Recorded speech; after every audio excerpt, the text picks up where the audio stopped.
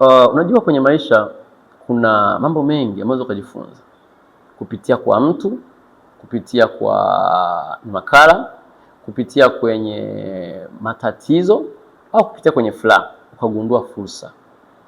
Yaani vitu lazima uelewe kwamba unaweza kupitia kwenye matatizo unaweza kugundua fursa, kwenye furaha ukagundua fursa, kwenye historia yako ya huko nyuma ukagundua fursa, au kwenye mafanikio yako ukagundua fursa nyingine. Sio kama hiyo point imeeleweka vizuri, lakini nafikiri inaeleweka. Kwa nini? Ni kwa sababu akili ya mwanadamu inaenda sawasawa na wakati unavyokuwa unaenda.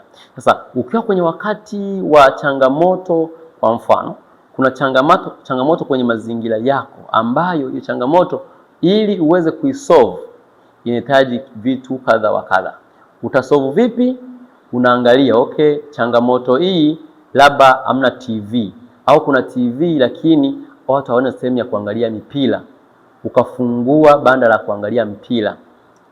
Nakwambia ndugu yangu, utaanza kuzipiga hela, utaanza kupata hela. Kwa nini? Kwa sababu watu umetatua changamoto yao. Changamoto nyingine, kwa mfano kwenye mazingira unaangalia labda hamna maji, unanunua matenki ya maji. Unaanza taratibu, unakuta ushaanza kufanikiwa katika swala hili la fedha. Watu wanahitaji kupata habari za mambo tofauti. Unaanza unaanza kufuatilia makala nyingi au matukio kwenye mazingira, unaanza kuzipost. Watu wanaanza kufollow taratibu. Kwa nini? Kwa sababu unaposti current issues za serikali, ile unatoa taarifa kwenye jamii, watu wataanza kufuata. Kwa mwisho wa siku utaanza kuwa unalipwa na watu, unalipwa na mitandao. Kwa nini? Kwa sababu unatoa taarifa mpya.